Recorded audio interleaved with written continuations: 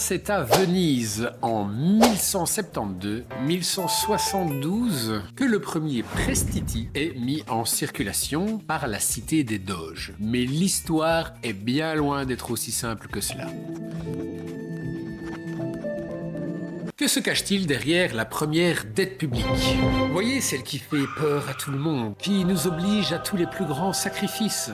On ne peut pas avoir une dette qui continue à croître de manière indéfinie, et donc ça exigera des mesures d'assainissement budgétaire, ça exigera des équilibres budgétaires, mais nous serons structurellement dans une dette qui va rester trop importante. Et qui nous vaut de battre notre coulpe chaque année. Nous ne pouvons pas dépasser un certain niveau d'endettement. La France est en état de dépôt de bilan. En situation de faillite sur le plan financier. Championne de la dépense publique. Ou, pour les mieux lotis d'entre nous, qui est un outil de placement et d'investissement qui garantit une certaine rémunération et que nous appelons aujourd'hui une obligation d'État. Bien sûr, vous connaissez déjà le principe moderne de l'obligation, soit un titre de dette transférable émis par une autorité publique, le plus souvent un État, une nation, ou par ailleurs des entreprises privées, mais ce n'est pas le sujet du jour, et qui est le plus souvent et de loin, rémunérateur pour le créancier, soit le détenteur de cet instrument financier, et qui coûte au contraire à l'emprunteur, le débiteur, l'État, et à travers lui, les contribuables. Alors bienvenue pour ce nouvel épisode où nous progressons encore dans la compréhension de la monnaie et de tous les instruments et les outils si mal connus, en ce compris des économistes. Mon nom est Nicolas Franca, et si cette matière est devenue pour moi une véritable passion, c'est pour des raisons qui m'apparaissent évidentes et qui, je l'espère, le seront bientôt pour vous également. Notre histoire commence 8 ans plus tôt. 8. Venise est alors en proie à un manque de financement et se tourne, comme c'était courant à l'époque, vers les prêteurs qui peuvent se le permettre. Pour rappel, les prêts envers les rois, les princes, les seigneurs finissaient toujours par avoir lieu malgré la restriction des règles sur l'usure. Et il en sera de même pour Venise, qui trouve comme parade la location du Rialto à 12 marchands proéminents de la cité contre un prêt significatif à la cité. Car le prêt contre droit d'usage était la méthode classique utilisée durant cette période pour contourner cette règle de l'usure. Mais c'est le bouleversement géopolitique suivant qui va pousser le doge Vital Mikil II qui va devoir faire face à une crise politique majeure. Byzance, hyperpuissance à l'époque, décide, pour des raisons qui ne font pas l'objet de cette vidéo, de prendre les marchands vénitiens qui se situent dans sa ville en otage et de saisir toutes leurs possessions. Le drame est total. Mais grâce aux prêts précédemment octroyés, le doge est capable de rassembler une flotte conséquente pour venir sauver les Vénitiens spoliés par l'Empire byzantin, afin de combattre ce vieil ami devenu féroce ennemi. Mais la flotte vénitienne est vaincue, d'une part par le rassemblement des flottes de Gênes, de Pise venues en soutien à Byzance, mais également par la peste qui ravage les matelots de la flotte et qui plus est ramenée à Venise dans cette débâcle historique. La cité est ruinée.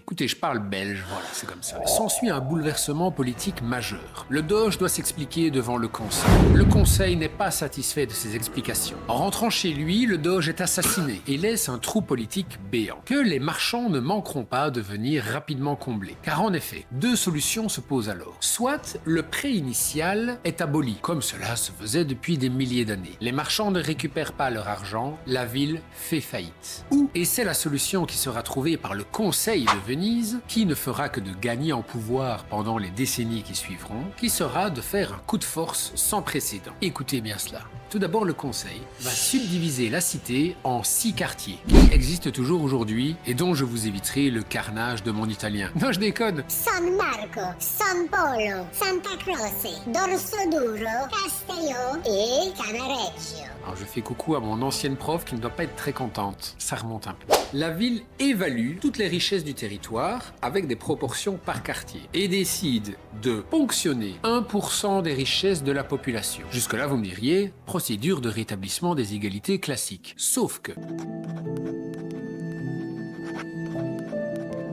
ne s'agit pas exactement d'une fiscalité particulière, mais du transfert obligatoire de la part virtuelle de cette richesse dans les coffres de la cité en contrepartie de l'émission d'un document qui sera la contrepartie de la valeur saisie sous forme d'un titre financier rémunérateur, soit une obligation. Elle a d'autant plus cette caractéristique que déjà à l'époque, et c'est là un aspect véritablement novateur, ce titre sera transférable sur la place et le pont de Rialto. Manœuvre particulièrement fine de ces marchands. En effet, plutôt que de perdre leurs créances, ceux-ci se voient attribuer des titres financiers rémunérateurs additionnels, qui plus est, proportionnellement à la richesse, telle qu'elle pouvait être établie, de chacune de ces personnes individuellement. Donc les plus riches obtiennent encore plus de titres de créance rémunérateurs, en plus de l'assurance que la précédente dette sera effectivement bien remboursée. Magnifique.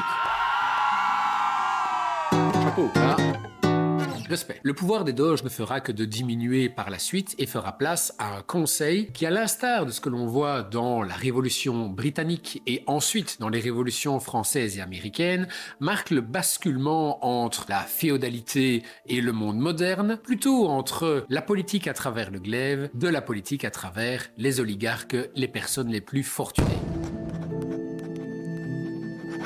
Les prestiti marquent donc un tournant dans l'histoire avec la création de l'obligation d'État. Nous dirons État ici car la cité avait sa propre forme de gouvernance. Ce n'était pas une nation telle que nous l'entendons aujourd'hui, mais le résultat elle-même. Ce passage à la monétisation de la dette publique à travers des titres transférables qui, notons-le, seront plus tard convertibles contre des lettres de change sur la place du Rialto, ces titres transférables et porteurs d'intérêt qui seront en 1262 collectivement rassemblés dans ce que nous appellerions aujourd'hui une restructuration de dette moderne qui conduira à la création du Monte Vecchio qui émettra un titre correspondant le Legato Pecuniae, titre de dette éternelle à rémunération fixe de 5%. La dette publique perpétuelle venait d'être inventée et avec elle, le transfert inéluctable de richesses des débiteurs vers les créanciers.